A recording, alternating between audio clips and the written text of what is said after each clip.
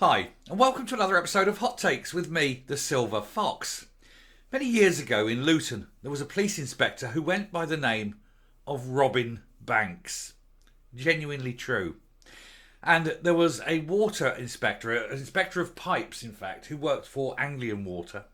His name was Lee King. These are wonderful examples of what is known as nominative determinism. It's when your name matches your job. And so there was a certain irony yesterday when an SNP MP held forth court on immigration. And her name, of course, was Kirsty Blackman. And I just thought it was ironic that the woman they put up to talk about mass, uncontrolled, unfettered immigration was called Blackman. I'll let you think about that one. I thought it was funny. But what she was talking about certainly wasn't funny. Her plans would be disruptive, in fact, would be soul-destroying for the very heart of Scotland. It would be the end of Scottish culture. It would be an overwhelming mass invasion of men of fighting age coming in unfettered, uncontrolled, unvetted. They would destroy everything. There are not the resources for them, but none can be turned away because they say, no, it's an open door policy. And if we take in 10 million people who are unskilled, who are unable to speak English, who have a foreign alien culture, then apparently that's a good thing. It shows how virtuous they are. It is also, without fail, the worst thing that could ever happen. This alone destroys any hope of independence. Let's just be thankful it will never happen. Let's have a look at this story. Now, this broke last night after I'd finished doing my videos for the day. So I did do this as a flash video, just to sort of let you know what was happening and to act really as a bit of a teaser trailer for this first story of the day. But I think it's clear to see that when you have a country of 5 million people and you're going to allow unfettered immigration into it, the culture of that people's will be destroyed. We've seen it time and time again when it was effectively the Europeans travelling to foreign countries and being the invaders. It never bodes well for the indigenous people. They are always at a disadvantage and they always get destroyed. Is that really what the Muslim in chief plans for Scotland? I think if it is, then there needs to be a change. There certainly needs to be a regime change. And if you're looking at effective genocide of the Scottish people simply through dilution and immigration, then that has got to be a war crime. But we'll take a look anyway. So SNP Kirsty Blackman admits an independent Scotland would have unlimited immigration amid Rwanda row. Now, I would also say at this point, if they did do that, there would have to be an absolutely rock-hard Iron Curtain type border between Scotland and England, because just because Scotland would have unlimited unfettered immigration doesn't mean that people who get to Scotland have the right to come to England. England would have to throw up a hard and seriously hard border, double penetration of fences, a hard wall, machine gun towers, minefields, dogs. It would have to be an Iron Curtain. Otherwise there'd just be an invasion into England as well. I'm sure the English don't want it, in much the same way as I'm sure the Scots don't want it. But hey, this is why, it's not as serious as it sounds, guys. Don't be frightened, because we all know that they're never ever going to get independence. But just start telling people this, and independence is dead in the water. Anyway, the Aberdeen North MP shocked Nikki Campbell on BBC Radio 5 Live by suggesting Scotland would allow every migrant to enter the country if Skexit happens. An SNP MP has claimed that the independent Scotland would have limitless immigration in a row over the UK government's Rwanda policy. Kirsty Blackman said the shock admission during an interview on BBC Radio 5 Live. Now, this is an item where you would really need to ask the people, do you want to be eradicated? Do you want to have cultural genocide? That needs to be the question. Not yes or no, not bland yes or no. It's are you willing to accept independence if you know it will lead to the destruction and eradication of your culture, your history, your lives, everything, to be handed over to feckless, work-shy, lazy, unskilled, untrained immigrants. Oh, and you will be paying for them. You will be providing their homes. You will be giving up your council home to live on the street so that we can home and house all these foreign immigrants. But hey, you will feel virtuous about it. That should be the question. The Scottish Government has outlined its migration policy. I don't know why they're calling it migration. It's immigration. Migration, reflects both ways. It's only one way. Following Skexit, and it's got no mention of a cap on migrants, nor does it have any mention of what controls and checks will be in place to see that you're not bringing in murderers, aras of women, aras of children. No controls. It does include details on how someone can become a naturalised citizen. Oh yes, simply be here on day one. And of course, it'll just also mean that the likes of Humza Yousaf will invite an awful lot of his family and their extended family to come for a quick visit that just happens to coincide with Independence Day.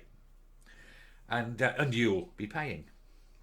Scott's opinions on the topic are broadly similar to their English counterparts. Yeah, fuck yourself, And that's according to research, with the UK government producing the Rwanda policy and voting it through at the first stage on Tuesday night. It would send illegal immigrants to the African country. I believe not just illegal immigrants. I'm personally thinking immigration in this country is far too high. We don't have the infrastructure. We don't have the resources. We can't even house our own people. Stop bringing in foreigners. If they come in, that's fine. Immigration is fine if the people coming in are highly skilled, highly educated, and bring with them enough money to last the rest of their lives. Let's have, an entry ticket costing £1 million. There you go. If you've got £1 million, you can come in. Oh, and you have to have a degree, and you have to speak English. There you go. 3 things. Degree, English, and £1 million. Otherwise, out. No. Anyway, Miss Blackman managed to shock the radio host Nikki Campbell into silence with her response to his question about whether an independent Scotland would have a cap on immigration. She simply said, no. Well done, Scotland. I mean, I've got to say, in terms of SNP policy, this is their best one yet. This is the policy that would utterly destroy independence. Even SNP supporters got to know how bad that is. They've got to know that Scotland would be eradicated. Millions of people who are not Scottish going into Scotland and absolutely destroying culture. Good on you. The Aberdeen North MP suggested that the entire policy was built on immigration being bad for the UK, which it is. Immigration is always bad for the indigenous population. Always, without exception. There has never been a case where immigration is good for the indigenous population. Never. And to suggest otherwise is some kind of either mentally ill or a deliberate policy of eradication of the indigenous species. That's it. Nature hates indigeny, because anytime there's an invading species or in nature, the indigenous population always suffer, and it's the same with human migration, and she knows that. So this is a deliberate attempt to destroy the very culture, history and essence of Scotland by the party that says it stands up for Scotland. It's the party about to destroy it. God almighty, if you are an SNP supporter, please take note of this. If nothing else, take note of this, because this is fact. You're about to open the doors to untold millions, and you don't know who these people are. But they'll all need to be fed, housed, clothed, provided with cash. Who's paying? You are. Maybe not in cash if you're poor, but your kids won't get a place in school. Your kids won't get a job. Your kids don't have a future. In time, all the things that you take for granted as part of your culture will evaporate, will go, because the new culture will change and encompass it and then eradicate it. And Scotland will disappear, sink, submerge in a pile of human shit. And that's what you get if you vote SNP. She said, this only works if you start from the premise that immigration is a bad thing, which it is, and that we shouldn't have it, and that we need to reduce it, and we need to stop people coming here. Host Mr Campbell pointed out that the net immigration was 1.2 million over the last couple of years. Ms Blackman replied, which includes students, by the way, to which the journalist argued that many of whom don't go back and then bring their families over. The SNP claimed, or the SNP MP claimed that even this was beneficial to the economy. How could it possibly be beneficial bringing in unchecked, unemployable people from a foreign culture that can't speak the language, don't know our history, don't know how to interact in our culture, don't have the skills required for a modern Western civilization, and they expect to sit here getting doled out? That is not beneficial for the country. We need to close the borders. She said, many do go back. She said, and when they do go back, they're much more likely to when they become successful and get jobs in other countries. And they're much more likely to do things like invest in the UK. She's got no evidence of that. She's just saying that because it sounds good for the camera. And we all know it's bullshit because SNP, always bullshit. She says, I mean, the proof is there. Really? Where? Show me the proof. Citation, please. She can't. She's talking about, her experience. Her experience isn't proof. Her experience is just a talk. And it's bullshit because you can't believe anything that come out of the SNP's mouths. The Safety of Rwanda Bill caused a row within the Conservative Party, but was still passed through the House of Commons on Tuesday night. Only just, and the people who abstained said they're going to abstain because they're not going to vote against it, but they'll abstain. But they're watching it, and unless there's changes to the bill that they want, they will vote against it in the third stage.